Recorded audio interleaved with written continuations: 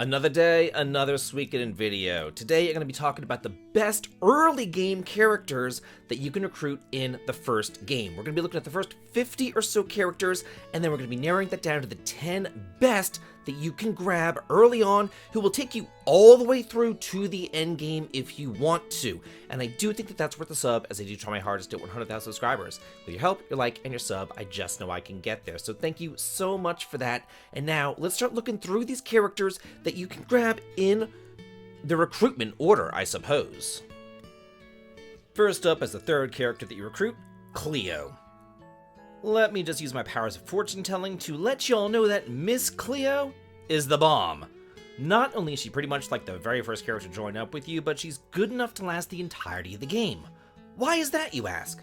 Because she was one of the very rare characters who was just absolutely superb at magic, and she has a long-range attack.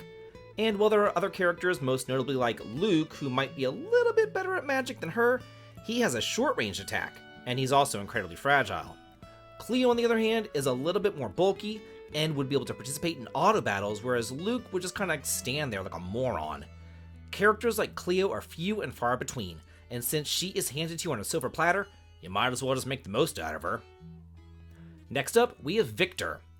Immediately following Cleo joining up with you, Viktor joins up, and he's pretty much just the exact opposite of Cleo, because while she excels at magic and is the best in the back row, he excels at physical attacks and is best in the front row.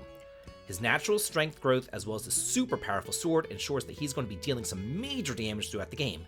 And while he can't be equipped with heavy armor, his defense is naturally high, so that shouldn't be much of a problem. And yeah, his magic attack does suck, but there are some physical based runes like the killer rune that you can give him to deal some killer damage. And I should probably mention this too. He is required for the final dungeon, so you might as well just get used to the bearded bastard. Next up at number 3, we have Camille.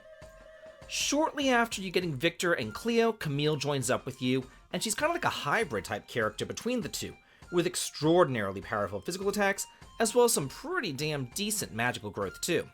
And while Cleo is long ranged and Viktor is short ranged, Camille is medium ranged, so you can put her in either the front or the back row as you see fit.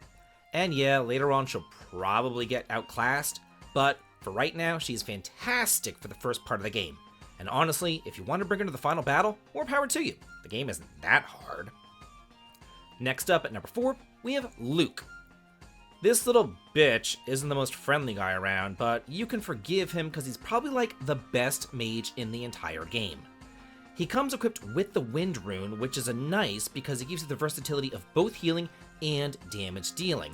And he has a ton of magical points to use with it, though all of his other stats are pretty weak, so even though he is a short-ranged character, you do want to keep him in the back row because he's just so fragile. And again, because he's short-ranged, he won't be able to attack from the back row, but he just has so many spell charges, it really doesn't matter.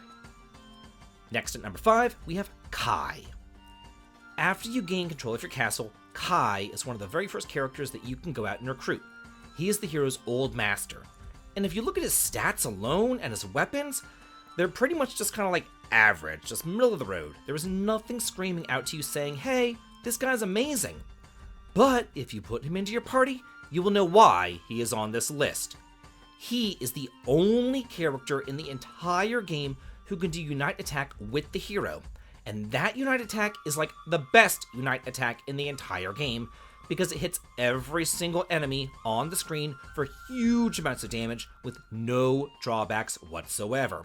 It's just incredibly spammable, making Kai a great pick for clearing out random mobs, and yeah, he will be kind of like a bit of a drag during boss fights, but that is a small price to pay for getting rid of all those trash mobs on the way to the boss. Next at number 6, we have Pahn. Pahn does join up with you pretty early on in the game, but then he leaves for quite a bit of time, only to rejoin again later. And here's the deal with Pahn, like I said in my hints and tips video that came out the other day. He has a solo duel that he has to fight by himself, so until that duel happens, you might as well use the guy as much as possible to level him up.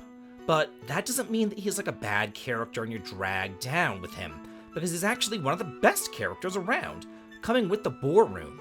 And this one's great to use against bosses, because it deals twice as much damage to an enemy while unbalancing Pahn on the next turn.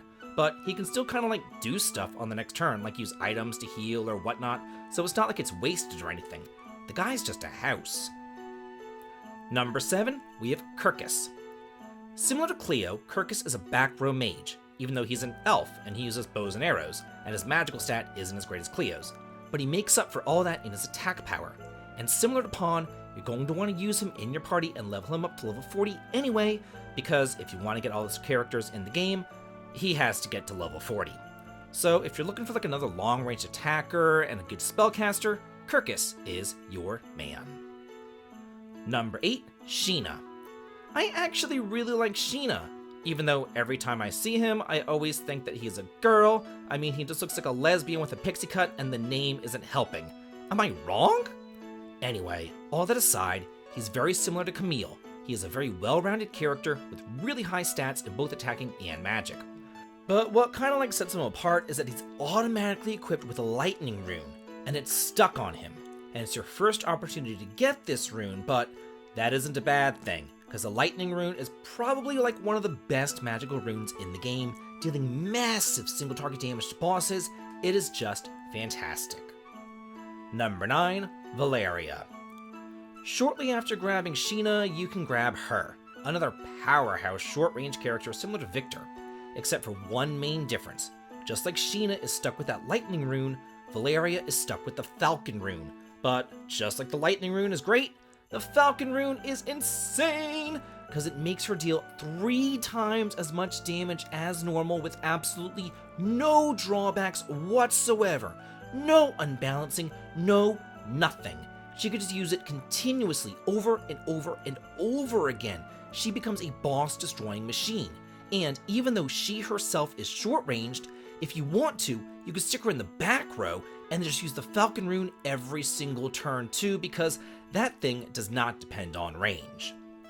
And finally, number 10, Flik. Here we're saving the best for last and also the cutest for last, with Flik the Blue Lightning. Just like Viktor, he is one of those characters that you cannot do without because he's also stuck in your party for the final dungeon, so get used to this pretty boy. He has fantastic magical growths as well as great physical damage, so he's kind of like another magic knight. And although he does come with the lightning rune, this time it is removable, so you can give him whatever rune you want to. There is nothing that I like better than a strong, sexy, versatile man, if you know what I mean.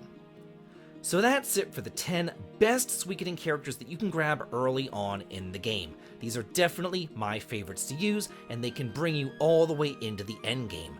But now I gotta ask you, what Suikoden characters are your favorites and why? Let's all get a discussion going on here and let's all talk and chat about it.